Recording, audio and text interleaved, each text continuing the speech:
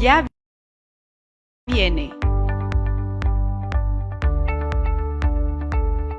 Ministerio Jesucristo, Rey y Señor, con el licenciado José Arroyo.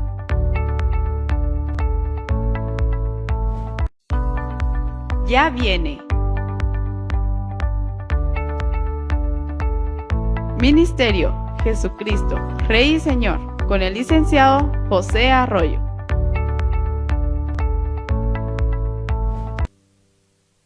Muy buenas tardes, nuevamente estamos acá en el estudio del canal Aspa Visión en Facebook para un estudio más de la palabra del Señor en el Ministerio Jesucristo Rey y Señor, como lo hemos titulado, para poder llevar un estudio, análisis y comentario de la palabra de Dios, particularmente en una forma de estudio que no es el tradicional, ¿verdad? Que no es el estudio temático, sino que analizamos capítulos completos, libros completos, y Dios nos ha permitido poder estudiar ya desde el principio de la Escritura, y hemos llegado, mejor dicho, al libro de Proverbios. Estamos analizando el libro de Proverbios paralelamente al libro de Salmos, y Dios nos ha permitido y nos ha dado mucha revelación, nos ha dado muchos consejos de su palabra. Pero esto, lógicamente, es por la misericordia de Dios, es por la sabiduría que nos puede dar el Santo Espíritu de Dios. Y como siempre vamos a iniciar orando, precisamente pidiendo esa guianza, esa inteligencia, esa sabiduría y esa revelación que solo nos puede dar Dios mismo a través de su Espíritu Santo. Padre, en esta tarde nos acercamos a ti en el poderoso nombre de Jesús, rogándote nuevamente que seas tú el que nos instruya, el que nos enseñe, el que nos guíe, el que nos dé la capacidad de entender tu palabra, Señor.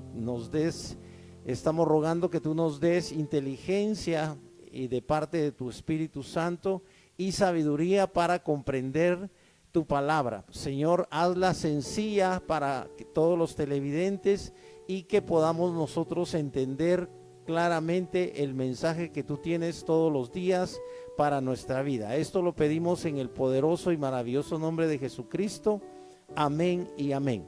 Recuerden que estamos en el capítulo 14 del libro de Proverbios, pero quería leerles a manera de introducción algo interesante de lo que habla la edición de la Biblia Peshitta. Dice que se puede traducir el libro de Proverbios como el libro de las parábolas, que significa, o sea, esto viene del griego paroimía, del hebreo mashal, que significa alegoría, parábola, discurso, refrán. Su autoría se atribuye principalmente al rey Salomón, aunque también intervinieron otros autores. Su fecha de escritura se sitúa en el siglo X a.C., pero su recopilación puede abarcar desde la época de Salomón hasta el periodo post-exílico para su forma actual. El libro de Proverbios es una colección de máximas de inspiración divina y como resultado de la experiencia y la observación humana. Entonces dice aquí que la máxima de máximas la encontramos en Proverbios 1:7 y 9:10, que dice: el principio de la sabiduría es el temor de Yahvé, o el temor de Jehová, o el temor de Dios. Recordemos que el término Dios, el título Dios, recuerden que Dios no es el nombre de Dios, Dios es el título de Dios. Y esta palabra que para nosotros es tan familiar, tan amada, ¿verdad? En todo el mundo, lógicamente la palabra Dios está traducida a todos los idiomas del mundo, ¿verdad?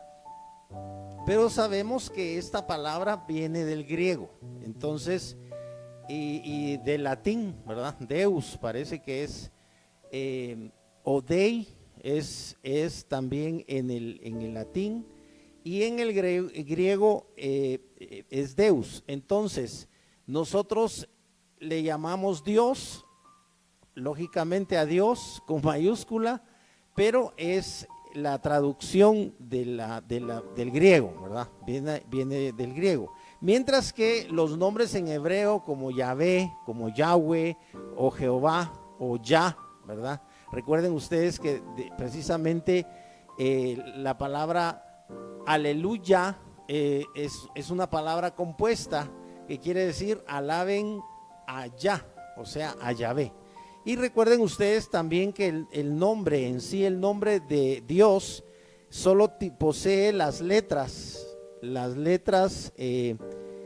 porque en el hebreo no utilizaban vocales. El término Jehová o Yahvé ya es la latinización, por así decirlo, del nombre de Dios, de las letras que componen el nombre de Dios. Vamos a empezar entonces en el Proverbio 14. Recuerden que ya lo iniciamos y nos quedamos en el verso 5. Ahora vamos a partir del verso 6. Dice el verso 6 de Proverbios capítulo 14: el burlador busca la sabiduría y no la halla, pero el conocimiento es fácil para quien tiene discernimiento. Vean ustedes cómo dice en la Reina Valera, dice: busca el escarnecedor la sabiduría y no la halla, mas el hombre entendido la sabiduría le es fácil. Vean acá cómo hay un verbo diferente en la versión que hemos solido, o que yo suelo usar, que ya les he comentado, que es la Stuttgartensia, ¿verdad? Que es más o menos una edición de 1937. Aquí nos dice la escritura que, pero el conocimiento es fácil para quien tiene discernimiento. Entonces, aquí aparece la palabra discernimiento en la Stuttgartensia, mientras que en la Reina Valera aparece la palabra más para el hombre, o más al hombre entendido la sabiduría le es fácil. O sea que estamos teniendo acá una relación entre los dos conceptos de esas dos palabras, que son parecidas, ¿verdad? Que realmente quieren decir casi lo mismo. En una utiliza la palabra discernimiento, en la Stuttgartensia utiliza la palabra discernimiento, ¿verdad? Que lógicamente viene del verbo discernir. Y en la Reina Valera está hablando de ser entendido, más el hombre entendido. Y yo quise, bueno, vamos a leer también más adelante, porque aparece otra palabra muy interesante, pero solo que está en el verso 15. Vamos a leerla posteriormente. Ahora, lo interesante es que cuando utiliza la Reina Valera la palabra entendido, a nosotros siempre se nos abre nuevos versículos, ¿verdad? Esto de ser entendido es realmente clave en la escritura. Yo quiero también ver la versión de la escritura en la edición de la Biblia Peshitta, que ustedes saben que es una versión del siglo II, ¿verdad? La Biblia Peshitta, lógicamente, es una edición, lógicamente, muy antigua, ¿verdad? Y es una versión muy fiel. Entonces, vamos acá en la Biblia Peshitta, vamos a ver, solo permítanme encontrar el capítulo 14, porque aquí voy por el 7, ya llegué al 12 y ahorita llego al 14. Capítulo 14, dice en el verso 6: el malvado procura la sabiduría, pero no la halla. Si se dan cuenta, también el malvado, o las personas que Aquí en la Reina Valera usa la palabra escarnecedor. Y en la otra versión también recuerden que utiliza el concepto del malvado. Dice la Peshita, el malvado procura la sabiduría, pero no la halla, pero el entendimiento halla al prudente. Vean cómo cambia aquí el concepto, porque en la Reina Valera nos dice que más al hombre entendido la sabiduría le es fácil. Entonces está hablando del hombre entendido, y este hombre entendido, esa palabra entendido la quiero colocar entre comillas, porque es sobre esa palabra que vamos a hablar un poquitito. Pero qué interesante acá, porque la Peshita nos lo hace ver de otra forma. Dice, pero el entendimiento halla al prudente. Si se dan cuenta, es lo contrario. Es como si el entendimiento pudiera tener vida, como si el entendimiento pudiera ser una persona, vamos a decirlo en términos de la iglesia pentecostés, como si el entendimiento pudiera ser un espíritu, y de hecho hay un concepto de espíritu de entendimiento, pero como si pudiera ser un espíritu que puede hallar al hombre sabio. Es interesante porque dice, se lo leo otra vez, pero el entendimiento halla al prudente. Y es que recuerden ustedes que siempre en Proverbios, Salomón y los otros autores del libro de Proverbios, porque estamos leyendo que este libro de Proverbios no solamente contiene proverbios de Salomón, sino de otros autores, pues es compilado también, al igual que el libro de los Salmos. Estábamos platicando de eso, recuerden en la clase pasada, que el libro de los Salmos fue escrito más o menos durante 4 siglos, o sea, fue compilado con salmos de Salomón, salmos de Asaf, de Emán, de Jedutún, de Etán, y incluso de Salomón, y también salmos de autores anónimos. Ahora nos encontramos en Proverbios, y algunos proverbios parece ser que no eran de Salomón, pero lo importante de esto es que nosotros tenemos que descubrir en la palabra de Dios cómo está vinculada la palabra de Dios del Antiguo Testamento con el Nuevo Testamento a través de las palabras. Vamos a leer algo sobre el entendimiento que aparece en Efesios. Vamos a ir un poco adelante a Efesios capítulo 5 y verso 17, porque aquí nos habla el apóstol Pablo, que sabemos que es el autor de la carta a los Efesios, de el entendimiento. Vean ustedes cómo dice en Efesios 5:17, algo que pareciera que no tiene relación porque son libros que están alejados. Imagínense del siglo X antes de Cristo al primer siglo después de Cristo, que fueron escritas las cartas del apóstol Pablo. Pero leemos acá en Efesios capítulo 5 y verso 17, así dice: por tanto no seáis insensatos, sino entendidos. Si se dan cuenta, por eso es que elegí este pasaje, porque nos habla, en Proverbios nos habla de entendimiento, pero acá nos dice, por tanto sed, verso 17, no seáis insensatos, o sea, no seáis, la palabra insensato también es amplia, puede significar loco, ¿verdad? No sean locos.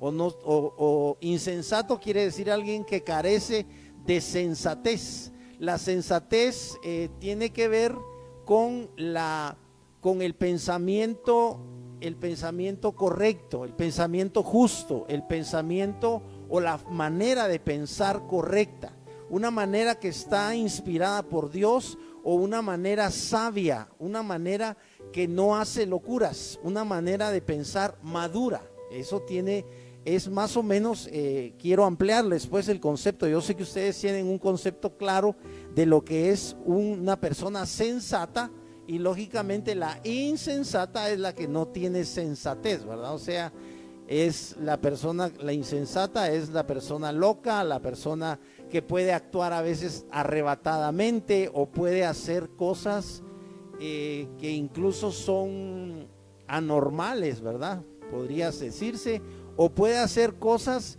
cuya consecuencia sea trágica, ¿verdad? Por ejemplo, en el plano sexual, que es uno de los planos bien delicados de la vida familiar, una insensatez en relación a la familia. Estoy dando solo un ejemplo. Es, por ejemplo, un padre que comete un acto de violación contra una de sus hijas. Supónganse una de las hijas que todavía no es señorita, y aunque fuera señorita, tampoco eso le autoriza para que él tenga relaciones con su hija. Pero tal vez no en Guatemala, aunque en todos los países del mundo se da eso, ¿verdad? Sobre todo en Latinoamérica, pero también se da en muchos otros países el acto o el acto inmoral del incesto, ¿verdad? Padres que violan a sus hijas, y a veces padres que violan a sus hijos, ¿verdad? Eso es una insensatez. Eso lo estoy dando un ejemplo acerca de algo que va a repercutir no solo en el niño o la niña que es violada por su propio padre, sino va a repercutir en el papá, porque tarde o temprano, ya cuando el hijo o la hija crezca, es posible que no soporte ese shock, ese trauma, y hay posibilidades de que si Dios no lo salva a tiempo, es probable que incluso hasta recurra al suicidio o puede perderse, en fin, puede pasar muchas cosas. Pero también el padre que cometió semejante pecado va a recibir un castigo. Es posible que cuando ese chico o esa chica crezca, acuse a su papá de haberlo violado o de haberla violado, y lógicamente el papá se irá preso. Pero el punto acá es la sensatez, y también es la prudencia. Estos conceptos, nos dice aquí Pablo: por tanto no seáis insensatos, sino entendidos de cuál sea la voluntad del Señor. Pero ¿por qué les estoy leyendo esto? Porque Pablo nos alumbra en relación a que cuál es la voluntad del Señor. Algunos tal vez creen que la voluntad del Señor es misteriosa, o que para conocer la voluntad del Señor tienen que saber mucho de Biblia. O algunos se preguntarán: pero ¿cómo puedo saber yo la voluntad de Dios si yo no puedo hablar con Dios? Porque Dios no le habla a cualquiera. A veces los pastores dicen que Dios les habla, pero a mí Dios no me habla, y yo solo sé que hay que hablar con Dios a través de la oración. Pero recuérdate que la Escritura misma ofrece, a través de una pregunta, que Dios habla. La Escritura pregunta: ¿acaso no hablará el que hizo la boca? Tú tienes boca y yo tengo boca, y 8,000 millones de personas, digamos quitando a los que son mudos y a los que son sordomudos, ¿verdad? Nos ha dado una boca que no es solo para comer, sino nos sirve para hablar. Nos ha dado un idioma. El hombre, desde que fue creado con el habla, con la facultad de hablar. Recuérdate tú que cuando Adán fue creado, esto por supuesto dentro de la teología bíblica, ¿verdad? Dentro de la doctrina bíblica, no se llama teoría de la creación, porque no es una teoría. Recuérdate tú que han encasillado a veces el proceso de creación de Dios, que está dentro de la Escritura, que está en el Antiguo Testamento, particularmente en el libro de Génesis. Lo han etiquetado como una teoría, y le han puesto teoría creacionista o la teoría de la creación del hombre. Pero esta no es una teoría, porque la palabra de Dios no es un libro que esté sujeto a la opinión de los hombres. Desafortunadamente, esto ya es una realidad. Son los hombres los que han copiado la Escritura, y son los hombres los que han alterado la Escritura, ¿verdad? Ese es un tema bastante delicado. Creo que platicábamos en la clase anterior acerca de, por ejemplo, de la nueva versión internacional, que es una edición que está basada en los manuscritos del Vaticano, y que desafortunadamente es una versión mutilada, porque le faltan versos, le faltan palabras, les cambian palabras, pero no 2 o 3 palabras, sino 9,000 palabras. Por ejemplo, la Escritura tiene miles de palabras, y estas versiones que se han hecho con algunas ediciones que no son confiables tienen ese problema. Pero afortunadamente una de las ediciones confiables es la Reina Valera. Aquí leemos lo que Pablo nos explica acerca de cuál es la voluntad de Dios. En el verso 18, no os embriaguéis con vino. Imagínate, ya te está dando aquí Pablo la explicación de cuál es la voluntad de Dios. La voluntad de Dios es que no seas alcohólico, que no te emborraches. Pablo dice, no os embriaguéis con vino. O sea, el vino tiene una razón de ser, y en la época del apóstol Pablo, en el primer siglo, Jesucristo mismo bebió vino, porque lógicamente, recuerden ustedes que las condiciones sanitarias eran deplorables, ¿verdad? Ellos no tenían la capacidad de producir agua potable como en nuestra época. En nuestro siglo XXI, lógicamente el agua ya es potable. Y por supuesto nosotros la podemos comprar, pero en la época del primer siglo o en el primer siglo era mejor, era más saludable beber vino que beber agua, porque el agua estaba contaminada. Recuerden ustedes que no existía todos los procesos a los cuales someten el agua para hacerla potable. Pero una cosa es tomar vino porque hay que digerir los alimentos, y otra cosa es tomar vino para emborracharse. Pablo dice, no os embriaguéis con vino.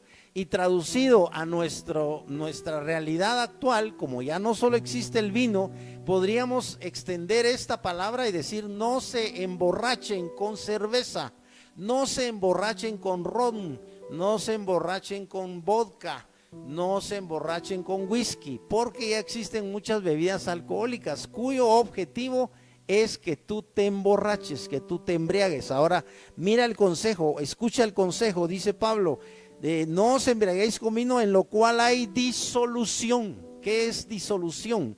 Lógicamente la disolución a nivel social es lo que ocurre cuando una persona ya está ebria, ya no puede comunicarse normalmente, ya no puede caminar bien, camina lógicamente perdiendo el equilibrio, y si está entre muchas personas, por ejemplo en una fiesta o en una reunión social, puede botar a alguien, ¿verdad? Puede caer encima de alguien, puede empujar a alguien, lo que dice es incongruente, a veces no puede gesticular las palabras correctamente, y no solo eso, sino que a veces puede ofender con lo que dice, puede ser mal hablado, y como está ebrio, no le importa que lo escuchen que es mal hablado y dice malas palabras, y no le importa si insulta a alguien, y puede ser que genere problemas. Entonces a ese tipo de actuaciones es lo que Pablo le llama disolución, ¿verdad? Es una persona que disuelve, por así decirlo, disuelve el orden,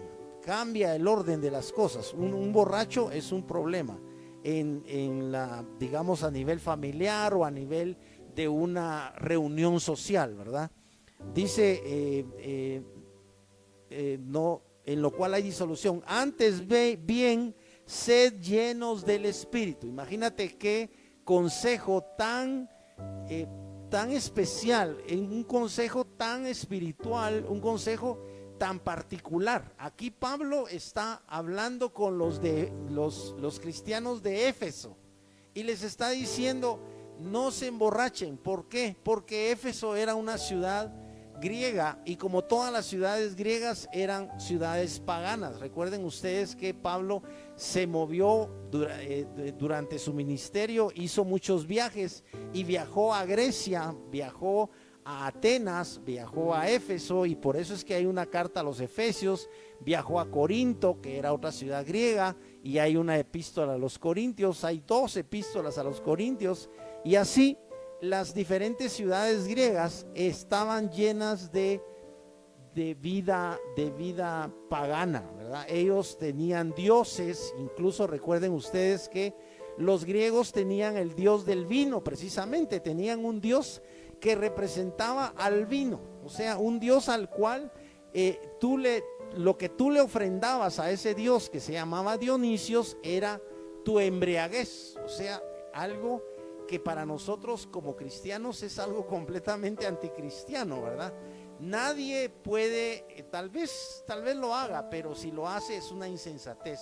Nadie brinda digamos, nadie le ofrece un brindis a Dios, porque todos sabemos que incluso hay un dicho que no es bíblico, pero es muy bueno, que dice: no toques a Dios con las manos sucias.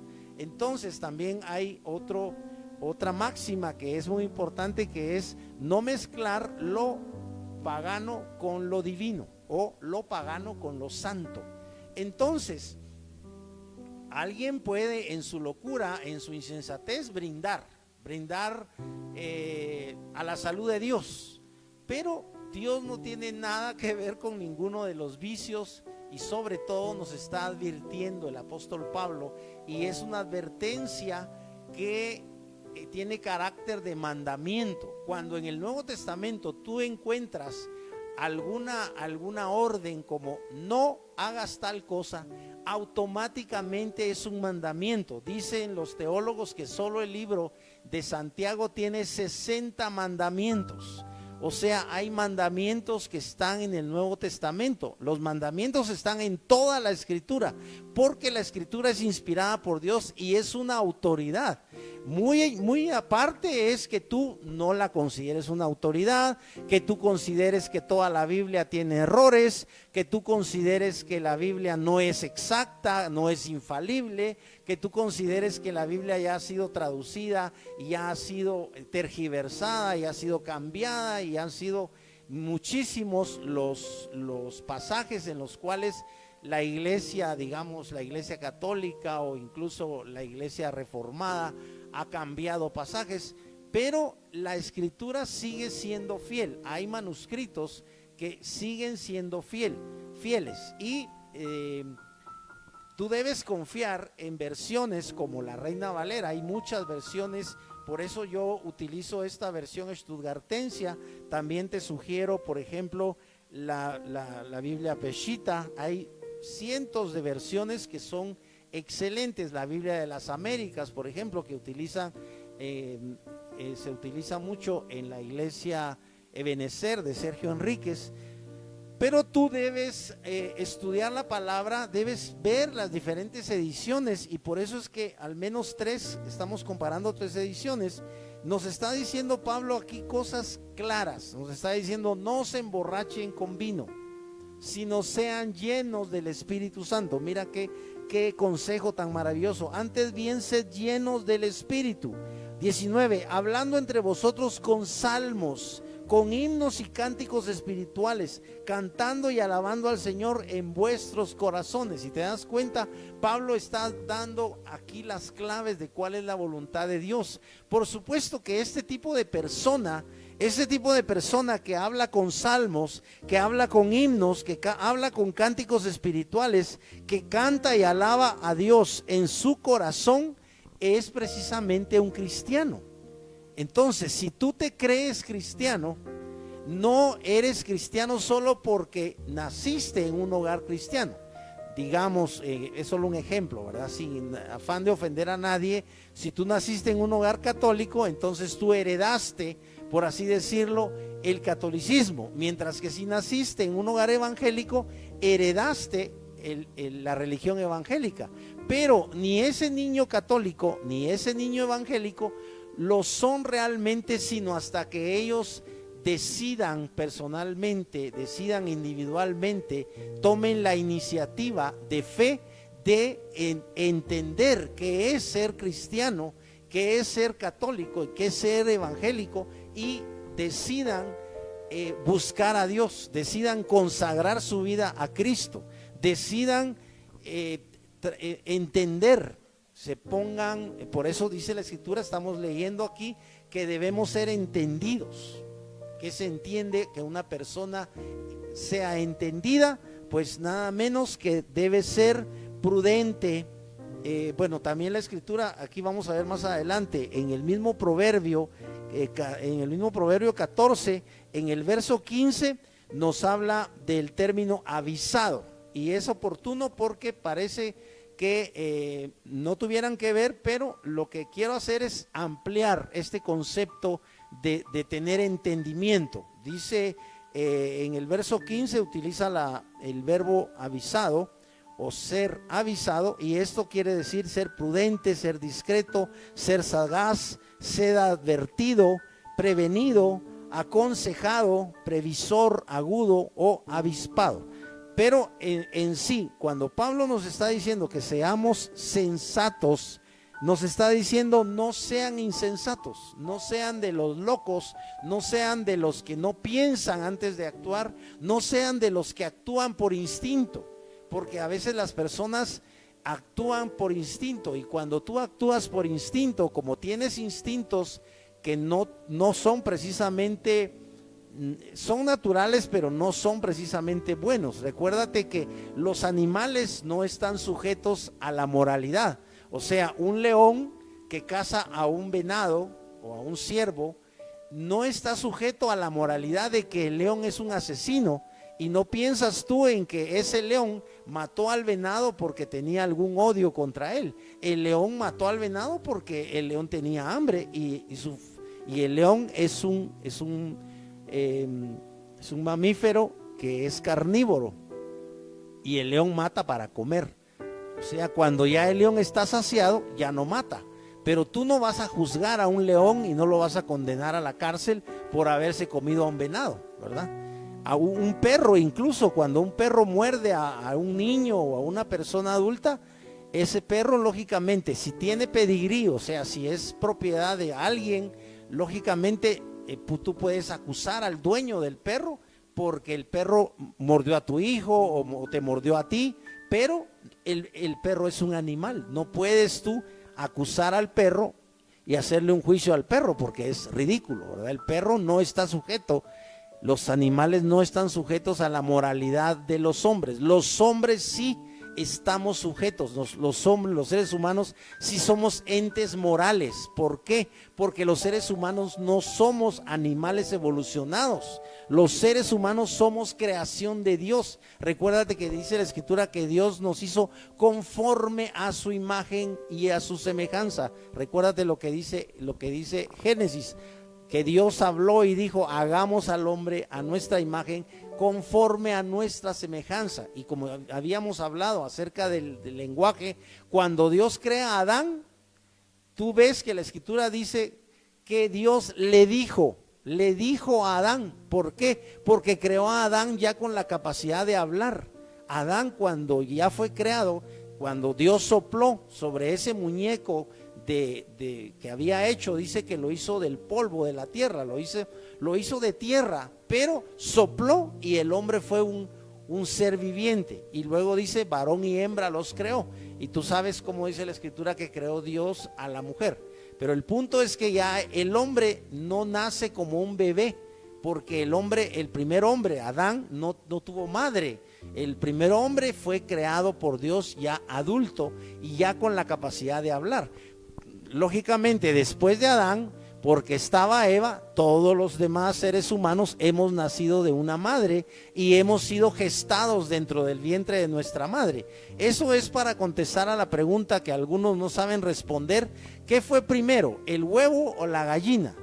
Bíblicamente no es problema. Lo que fue primero fue la gallina, porque Dios creó a la gallina ya grande, ya con la capacidad de poner huevos, y a partir de eso se crearon más pollitos, más gallinas, y siguió más gallos, y siguió como con todas las especies. Vamos a volver acá porque Pablo nos está instruyendo respecto de lo que es prudente, respecto de lo que es la voluntad de Dios.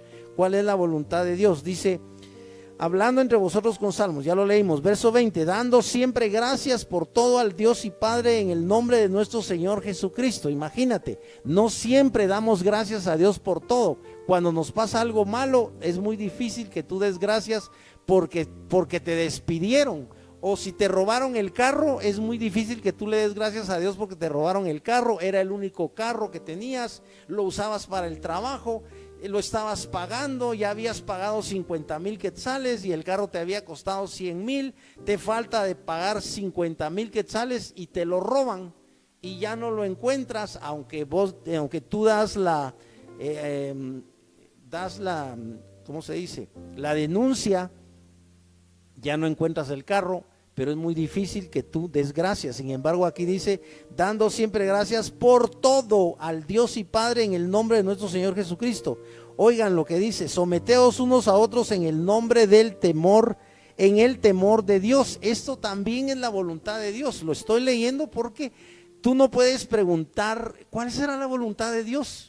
Aquí está la voluntad de Dios, está claro que debemos someternos, dice, unos a otros en el temor de Dios. Y lo que pasa es que los que no son cristianos no se someten a nadie, no se quieren someter a las autoridades, no se quieren someter a la policía de tránsito, no se quieren someter a la Policía Nacional Civil en Guatemala, porque en cada país hay policía, ¿verdad?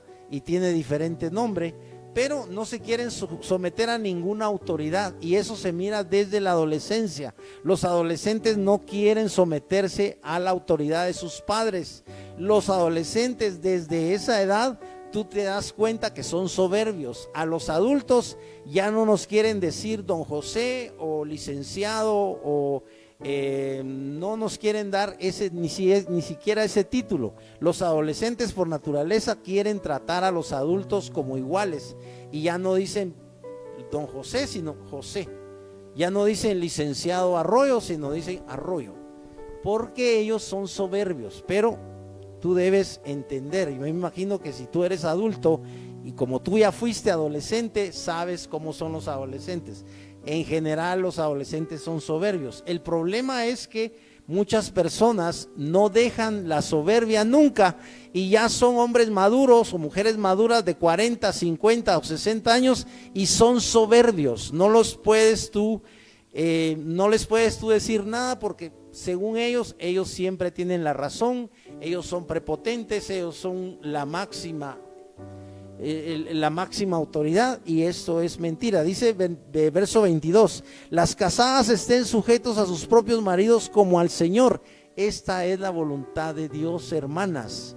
Es sencillo, dice que debes estar sujeta a tu marido como al Señor. O sea, tú que estás casada, lógicamente que eres mujer y estás casada, tú debes sujetarte. No es necesario que tu esposo te obligue a que tú te sujetes, sino tú voluntariamente debes sujetarte a tu marido o a tu esposo como si estuvieras sujetándote al Señor. ¿Y qué es esa sujeción? Esa sujeción es sencillamente ser obediente. Si tu esposo te da alguna orden o te hace alguna petición, pero si tú no eres humilde, si tú no quieres sujetarte, siempre le vas a contradecir, no, que yo no quiero ese color, no, que yo no quiero esa comida, no, que no me gusta ese vestido, no me gusta esto, no me gusta el otro, y tú le haces la vida imposible al hombre, al punto que el hombre te puede abandonar porque ya no te aguanta. Perdona que te lo diga, pero le pasa a algunas mujeres, les pasa porque no se dan cuenta que agobian al esposo y nunca se sujetan, nunca son obedientes, siempre le contradicen, y eso solo acarrea que el esposo al final decida irse. A veces hay mujeres que no entienden por qué se fue su esposo y ellas mismas son las culpables porque no siguieron la voluntad de Dios. Dice el 23, porque el marido es cabeza de la mujer, así como Cristo es cabeza de la iglesia, la cual es su cuerpo y él es su salvador. Así que como la iglesia está sujeta a Cristo, así también las casadas. Si tú ya estás casada, hermana, tú decidiste estar casada y esto es de parte de Dios. El matrimonio es una institución muy seria, pero tú decidiste casarte, entonces tú misma estuviste de acuerdo en esta institución. Si tú no querías tener autoridad sobre ti, lo mejor era que no te casaras, pero eso ya no se puede cambiar porque tú te casaste. Tú amaste a este hombre, era tu novio y amaste a este hombre y tal vez cometiste la imprudencia de tener relaciones con él antes del matrimonio, te embarazó y luego se casaron y ya forman una familia. Pero resulta que tú te arrepentiste y ya no lo querías o lo empezaste a molestar y le empezaste a decir indirectas y al final de todas formas terminaste tú misma con tu propio matrimonio, porque el éxito del matrimonio, tú lo sabes, el éxito del matrimonio no está en el hombre. Tú conoces a los hombres y tú sabes que nosotros los hombres no somos como ustedes. Las mujeres son las que deciden si el hogar permanece o si el hogar no permanece, porque dice que la mujer sabia edifica la casa. La casa es tu familia, pero la insensata con sus manos la derriba. Así que de todas las mujeres, el 90%, por no decir el 99% del éxito de un hogar está en la mujer. Y por supuesto también el fracaso. Aunque nosotros los hombres, por supuesto, esto no nos justifica, porque hay hombres que son irresponsables, hombres que son alcohólicos, hombres que son violentos, le pegan a su mujer, y lógicamente, ¿cómo puedes esperar tú de varón que tu esposa esté soportándote tus borracheras, tus celos y encima que la golpees? No hay mujer que aguante tanto. Y hay mujeres que definitivamente al final se van a quejar al ministerio público y le ponen una restricción al marido porque el marido es violento y efectivamente las golpea, ¿verdad?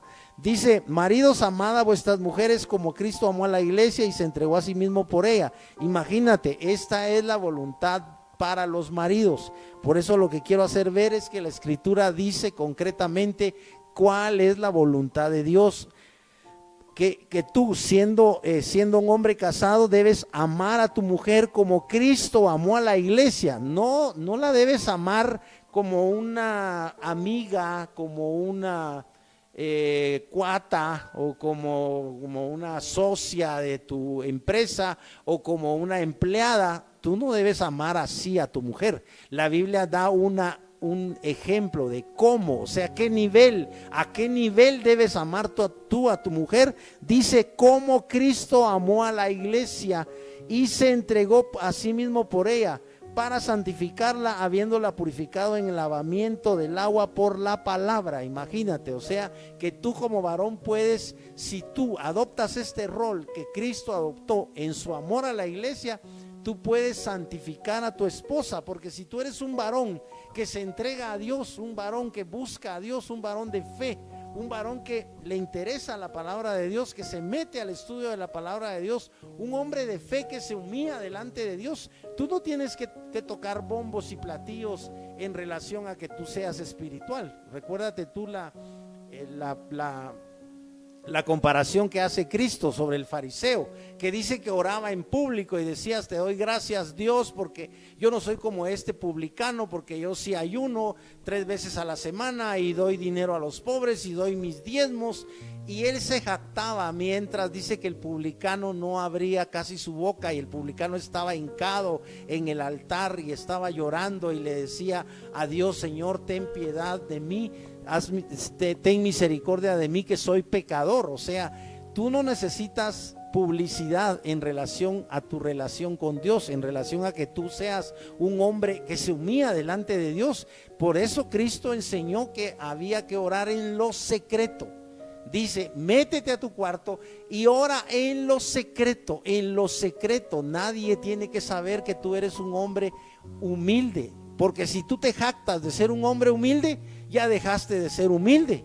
Si tú dices: yo soy un hombre bueno, ya te estás jactando, entonces no eres un hombre bueno, porque ningún hombre bueno, humilde o santo, ningún hombre que realmente sea apartado o consagrado a Dios, se jacta de nada de eso.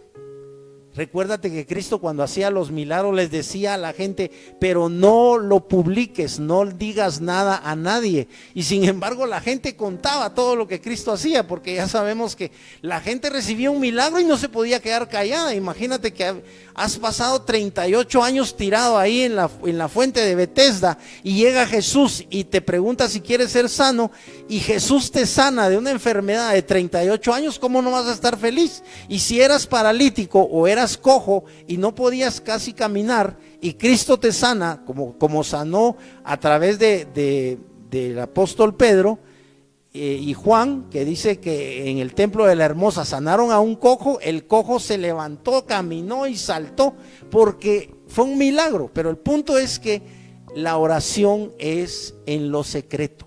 No tienes que publicar tú que eres humilde, pero si tú eres un hombre de fe, un hombre espiritual, tú puedes ser un hombre de gran bendición para tu hogar. Recuérdate que tú como varón tienes la responsabilidad de tu esposa, porque tú eres la cabeza del hogar. Tienes la responsabilidad de tus hijos, porque la Biblia te dice, instruye al niño en su carrera. Eres tú como padre el que tiene la obligación de instruir a tus hijos. Tú eres el que le tienes que decir a tus hijos, miren hijos, o miren niños, o mira mi hijo, o mira mi hija, como sea que tú les llames.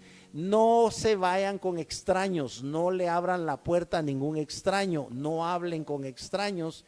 Y tú les das consejos y les das miles de consejos. Esos consejos van edificando a tus hijos, pero también debes darles consejos de la Biblia. Y si tú eres un hombre de fe, tú les vas a inyectar fe a tus hijos. Tú les vas a decir a tus hijos, crean en Dios. Hay un Dios todopoderoso que creó los cielos y la tierra y que nos hizo a nosotros. Y tú les empiezas a hablar de todas las historias bíblicas. Les hablas de Moisés, les hablas de Josué, les hablas de José. Pero si tú no conoces nada, como decimos en Guatemala, si tú no conoces ni rosca de la Biblia, ¿qué les vas a contar? No les vas a contar, por ejemplo, lo que dice la canción de la penca del maguey, ¿verdad? Por darte un ejemplo, tú les vas a hablar de la palabra de Dios. Ya casi terminamos, se nos está yendo mucho el tiempo. Dice, a fin de presentársela a sí mismo una iglesia gloriosa, que no tuviese mancha ni arruga ni cosa semejante, sino que fuese santa y sin mancha. En cierta forma te está diciendo que así como tú debes amar a tu esposa como Cristo amó a la iglesia, tú también puedes interceder por tu esposa, por tus hijos, y tú puedes santificar a tu esposa y a tus hijos, y puedes aconsejarles, y puedes orar por ellos, y puedes hablarles, y puedes presentarlos ante Dios, y puedes salvar a tu familia, porque la salvación cuando viene a una casa, si viene a través del varón, recuérdate lo que le dijo Pablo precisamente al carcelero. El carcelero dice que cuando hubo un terremoto y estaba Pablo y Silas estaban presos, ellos hubo un terremoto y el terremoto abrió las cárceles y todos los presos salieron. Entonces el carcelero, como tenía la responsabilidad de que no se escapara nadie, pero el terremoto había provocado que todos escaparan, el carcelero se iba a suicidar. Y porque él ya sabía que lo iban a matar, porque él era el responsable de los presos. Y Pablo le dice, no te hagas daño, porque todos estamos bien. Entonces el carcelero le preguntó a Pablo, ¿y qué debo hacer? Y Pablo le dice, cree en el Señor Jesucristo y serás salvo tú y tu casa. Si tú como varón eres salvo, tú vas a hacer que tu familia también sea salva. Vamos a continuar acá y vamos a terminar, ya casi se nos fue todo el tiempo, pero estamos en el Proverbio 14 y vamos a regresar acá a Romanos 1, 18. Cuando leamos, vamos a leer un poquito más adelante en el Proverbio, vamos a ver, sigamos acá en el Proverbio 7. Vete de delante del hombre necio, porque en él no hallarás labios de ciencia. O sea, ese es el Proverbio 7 del capítulo 14. La ciencia del prudente está en entender su camino, mas la indiscreción de los necios es engaño. Los necios se mofan del pecado, mas entre los rectos hay buena voluntad. Si tú te das cuenta, los que se burlan de, por ejemplo, si alguien contara que le quitó la esposa a fulano de tal y se jacta ante sus amigos, fíjense que yo me acosté con la esposa de Pedro, ¿verdad? Y los amigos, en lugar de ver eso como un pecado, como algo terrible que hizo esta persona que lo está contando, se ríen y se ponen felices. Entonces estas personas son necias, porque ellos se mofan, o sea, se burlan del pecado, y tú no debes burlarte del pecado. Para ti no debería ser motivo de risa que otra persona le quite su esposa. ¿Por qué me voy a alegrar yo de que un amigo mío, que es cierto, le haya caído en adulterio con la esposa de otro amigo mío? Y te puedes imaginar, o de alguien, suponte que un amigo mío cayó en adulterio con la esposa de mi jefe, o con la esposa de el que fue mi maestro, o con la esposa de mi vecino que es abogado, ¿cómo me voy a alegrar yo de que le pase eso a mi vecino? Si mi amigo, aunque es mi amigo, lo que cometió es una falta moral, como es el adulterio. Entonces, pero si yo me alegro, quiere decir, la escritura dice que yo soy un necio, dice que los necios se burlan del pecado, mas entre los rectos hay buena voluntad. Si te das cuenta, esto de la buena voluntad lo expresó nada menos que el ángel cuando visitó a los pastores para anunciarles el nacimiento de Jesús, que lógicamente vino a través de la Virgen María, ¿verdad? Su madre terrenal. Y les dice el ángel, buena voluntad para los hombres. Hay una versión que dice y paz a los hombres de buena voluntad, pero la versión bíblica dice buena voluntad para los hombres. Es buena voluntad de parte de Dios. Dios siempre tiene buena voluntad. Por eso, si tú eres de Dios, tú eres un hombre que actúa de buena voluntad, no actúas de mala fe, no actúas de mala voluntad. Dice verso 10, el corazón conoce la amargura de su alma y extraño no se entremeterá en su alegría. O sea que cada uno tiene sus penas y solamente el corazón tuyo sabe cuáles son tus problemas, cuáles son tus temores, cuáles son tus faltas. Si a ti te despidieron porque tú tuviste la culpa, porque tal vez tú dijiste algo que no debiste decir o hacer algo que no debiste hacer, tal vez tú faltaste, como me pasó a mí, ¿verdad? Que no obedecí una orden y tú sabes lo delicado que es no obedecer una orden directa del jefe. Entonces yo mismo provoqué que me despidieran. Eso es un ejemplo. Entonces esto lógicamente trae amargura a ti, pero es tu propio corazón el que conoce la amargura de tu alma. Dice el 11, la casa de los impíos será asolada, pero florecerá la tienda de los rectos. Y aquí es donde tenemos el versículo, podríamos decir el versículo clave de este capítulo 14, que dice: hay camino que al hombre le parece derecho, pero su fin es camino de muerte. Hay camino que al hombre le parece recto, dice otra versión, pero su fin es de muerte. Vamos a leer esto, es el verso 12.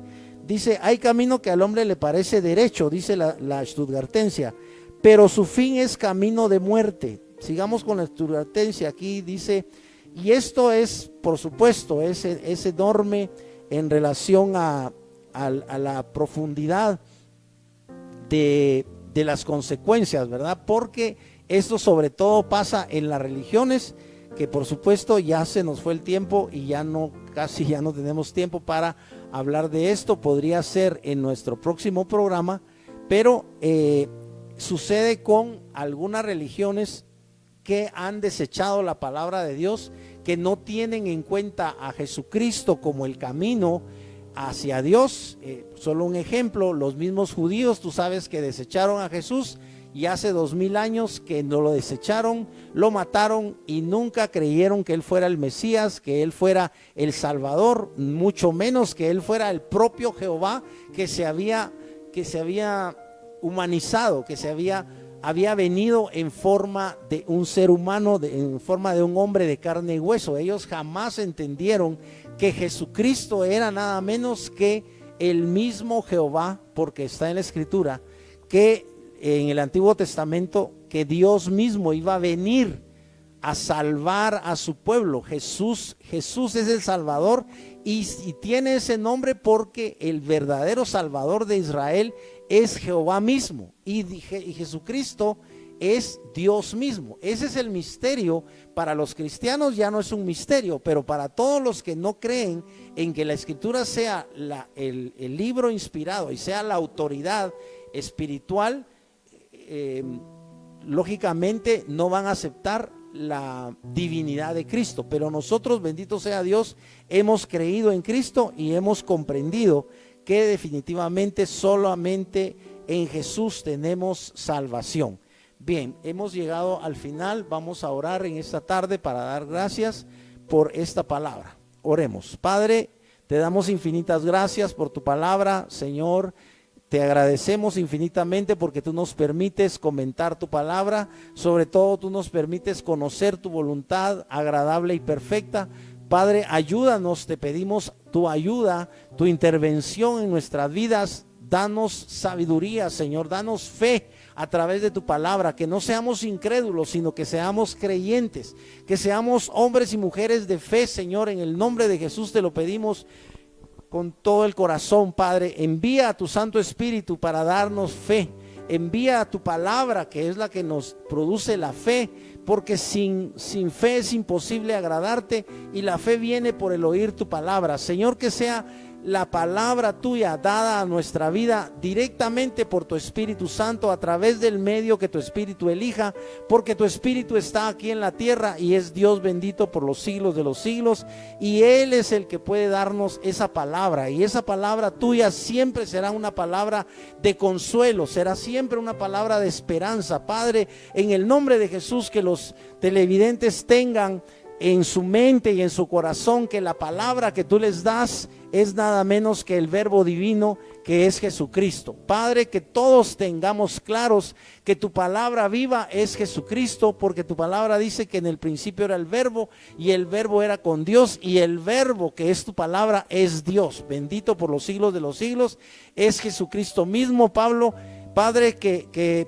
las enseñanzas del apóstol Pablo vengan a nuestro corazón y sean palabras selladas, sean palabras respaldadas, sean palabras ungidas, Señor, por tu Espíritu Santo, para que nosotros entendamos tu voluntad que está expresada acá en lo que hemos leído, que escribió el apóstol Pablo, pero que fue inspirado por tu divino Espíritu. Padre, oramos para que tu Espíritu Santo sea el que convenza a los televidentes de pecado, de justicia y de juicio, y también que sea tu Espíritu el que toque la puerta del corazón de cada uno de mis hermanos y de cada uno de los televidentes, para que ellos abran la puerta de su corazón y permitan que Jesucristo entre en esta tarde. Hermano, amigo, yo te exhorto para que tú entregues tu vida a Jesucristo, tú abras de par en par las puertas de tu vida, de tu alma, de tu corazón, y te entregues por completo en espíritu, alma y cuerpo a Jesucristo. Padre, oramos para que haya salvación en los hogares de mis hermanos. Padre, yo oro para que haya sanidad, Señor, para que haya una visitación sobrenatural sobre aquellos que están enfermos, no solamente de enfermedades físicas, sino que están enfermos tal vez del alma, Señor. Tal vez tienen tristeza, también, tal vez tienen congoja, tal vez tienen amargura de corazón. Padre, sana por el poder de tu Espíritu Santo, en el nombre de Jesús, por la intervención directa de Jesucristo en su corazón. Limpia, Señor, esos corazones inmundos, que están inmundos de pecado. Padre, dales a ellos el perdón, que ellos puedan atreverse a creer en ti y a pedirte perdón y a pedirte ese nuevo nacimiento, que es un milagro que tú haces a través de Cristo. Padre, en el nombre poderoso de Jesús, oramos para que esos corazones sean sanados, para que el interior de mis hermanos pueda percibir tu amor divino, pueda percibir tu paz. Ellos puedan ser hombres y mujeres llenos de tu perdón, llenos de tu paz, Señor, llenos de la alegría de tu salvación. Padre, en el nombre de Jesús oramos para que haya salvación en los hogares de los televidentes, Padre, y que haya también sanidad de su cuerpo para todos aquellos que están enfermos de la presión arterial, o que tienen alguna enfermedad como cáncer, o que tienen algunas enfermedades de la circulación o de sus órganos internos como los riñones. Padre, que opere tu divino Espíritu un milagro. Padre, te damos gracias infinitas en el nombre poderoso de Jesús. Amén y amén.